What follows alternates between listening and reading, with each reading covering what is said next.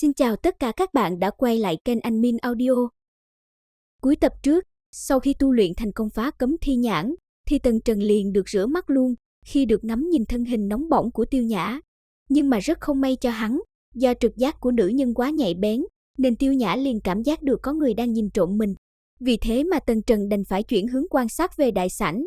Khi thấy đám người Lưu Thái đã trở về, thì Tần Trần liền thu lại con mắt thứ ba này, rồi tiến ra đại sảnh. Vừa ra gần đến nơi, hắn đã thấy Lưu Thái đang tức tối quát tháo gì đó. Vào đến bên trong, Tần Trần liền hỏi cả đám xem là đã xảy ra chuyện gì, có phải là không xin được danh ngạch không? Mà thấy Tần Trần đến, thì Lưu Thái liền nói, do lần này có tới tận 20 thế lực đến để xin trở thành bậc trung vương triều, mà lại sắp đến ngày mở thiên ma bí cảnh, nên Thiên Cơ Các không thể xét duyệt cho tất cả 20 thế lực này trở thành bậc trung vương triều được. Mà trong số những thế lực này, cũng có tới 5 vương triều hạ đẳng lệ thuộc vào 7 thượng đẳng vương triều. Đột nhiên xuất hiện Vũ Vương Trung Kỳ tọa trấn, như thế ắt hẳn là do 7 thượng đẳng vương triều giở trò để chiếm thêm danh ngạch. Điều này tất cả mọi người đều biết, mà Thiên Cơ Các vẫn mắt nhắm mắt mở cho bọn họ tham gia.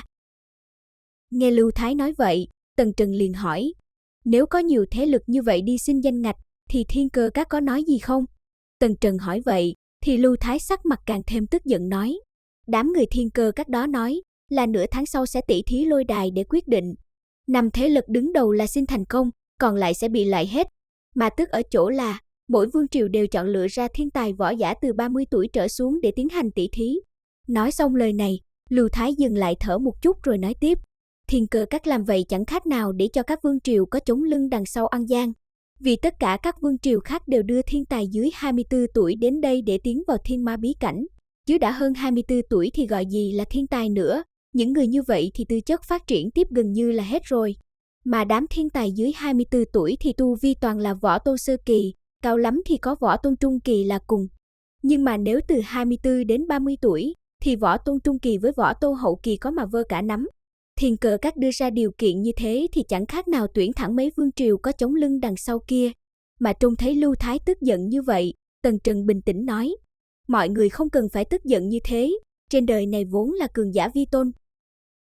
Nghe Tần Trần nói vậy, Lưu Huyền Duệ cười khổ nói, Tần Trần, những gì ngươi nói đều là đạo lý, nhưng mà Thiên Cơ Các đưa ra quy định như thế, thì đối với Đại Uy Vương Triều muốn xin lên làm trung đẳng thế lực thì khó như lên trời a.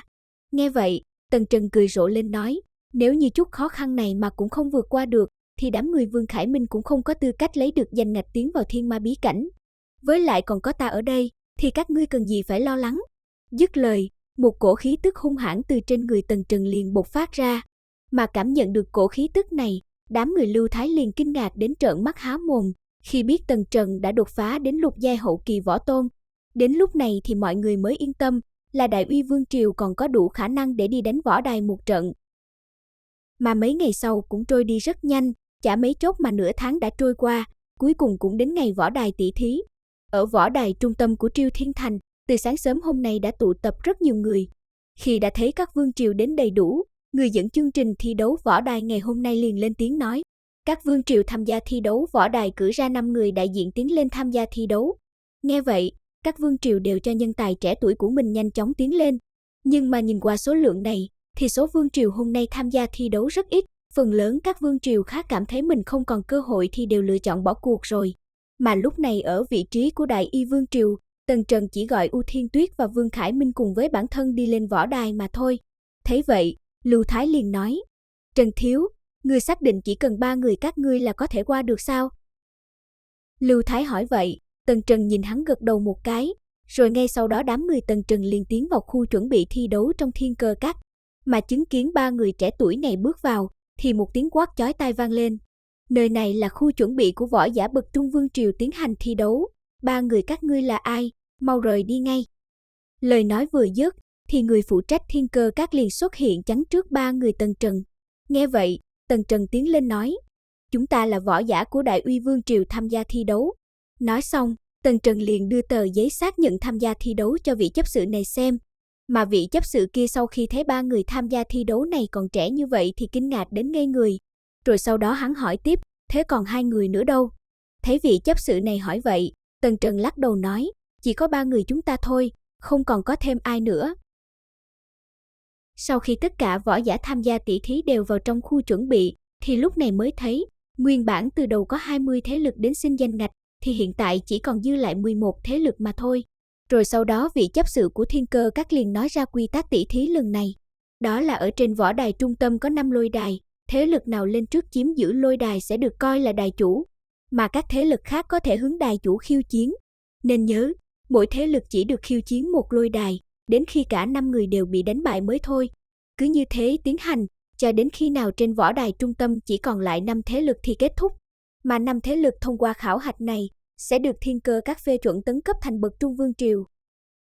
Sau khi nói quy định xong, vị chấp sự của Thiên Cơ Các liền lui ra phía sau, rồi tuyên bố, võ đài tỷ thí chính thức bắt đầu.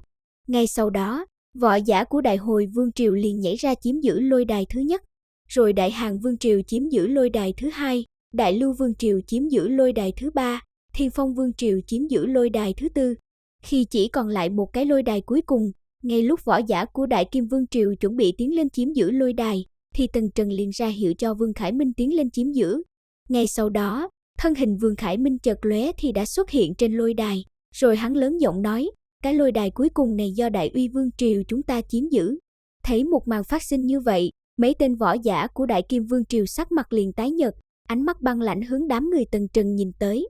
Nhưng không đợi cho Đại Kim Vương Triều làm ra phản ứng gì, thì một võ giả của Đại An Vương Triều đã nhảy lên lôi đài khiêu chiến rồi. Mà thấy thế, tên võ giả cầm đầu của Đại Kim Vương Triều cười lạnh nói, trước hết cứ để cho bọn chúng đánh nhau sức đầu mẻ trán trước đi đã, dù sao cuối cùng đứng ở lôi đài này vẫn là Đại Kim Vương Triều chúng ta. Quay lại với lôi đài, vị võ giả của Đại An Vương Triều vừa mới lên đài liền hướng Vương Khải Minh nói, Đại An Vương Triều Vu Kiến Đào, thỉnh giáo đại danh của các hạ. Nghe vậy, Vương Khải Minh đang đứng bất động, lúc này lên tiếng nói, muốn đánh thì đánh, không đánh thì cút, cần gì phải nói nhảm nhiều thế. Nghe xong lời này của Vương Khải Minh, làm cho Vu Kiến Đào tức đến bể phổi, sau đó trên song chưởng của hắn cấp tốc ngưng tụ chân lực, rồi dùng tốc độ nhanh như chớp hướng Vương Khải Minh đánh tới. Mà đối mặt với công kích kia của Vu Kiến Đào, thì Vương Khải Minh vẫn đứng yên bất động như trước. Mãi đến khi song chưởng sắp đánh trúng người Vương Khải Minh, thì một đạo đao mang liền lóe lên rồi biến mất. Ngay sau đó, chỉ thấy Vu Kiến Đào cả người bay ra khỏi lôi đài. Nằm bên dưới lôi đài, Vu Kiến Đào trên ngực liền xuất hiện một vết đao rất dài, sâu tận đến xương. Mà Vu Kiến Đào vừa bị đánh bại, thì ngay sau đó một nữ tử của Đại An Vương Triều liền đi lên lôi đài. Vừa lên đến nơi, ánh mắt băng lãnh của nàng ta liền hướng Vương Khải Minh nhìn tới, rồi nói, cho dù đao pháp của ngươi có nhanh hơn nữa, không chém trúng được ta thì có tác dụng gì? Dứt lời, thân thể nàng ta liền rung nhẹ một cái, theo đó liền xuất hiện 8 đạo thân ảnh giống nhau như đúc. Mà 8 đạo thân ảnh này vừa hiện ra, thì liền hướng Vương Khải Minh công kích tới. Đối mặt với 8 đạo thân ảnh cùng nhau đánh tới này, sắc mặt Vương Khải Minh vẫn bình tĩnh như trước, rồi sau đó chiến đao liền được hắn rút ra khỏi vỏ. Chiến đao vừa ra, Vương Khải Minh liền rung nhẹ một cái, thì ánh đao đã được chia làm 2, rồi từ 2 làm 4, lại từ 4 thành 8. Rồi 8 đạo ánh đao này đồng thời hướng 8 đạo ảo ảnh chém xuống. Dưới ánh đao chém xuống, 7 đạo thân ảnh kia đều nổ tung, còn một đạo thân ảnh thì bị chém cho hộc máu bay ra khỏi lôi đài. Vừa xử lý xong nữ tử này, Vương Khải Minh liền hướng mấy tên võ giả của Đại An Vương Triều nói, người kế tiếp, nhanh lên đi. Nghe thấy lời nói đầy ngông cuồng này của Vương Khải Minh, thì một tên võ giả khác của Đại An Vương Triều liền đi lên, nhưng chưa đến 3 chiêu thì đã bị Vương Khải Minh đánh bay khỏi lôi đài rồi. Xử lý xong tên này, Vương Khải Minh lại hướng 2 tên còn lại của Đại An Vương Triều nói, nếu các ngươi chỉ có chút thực lực ấy, thì tốt nhất nên trực tiếp bỏ quyền đi. Đến đây mình xin kết thúc nội dung của tập này nha. Xin chào và hẹn gặp lại các bạn ở tập đấu võ đài đầy kịch tính buổi sau nhé.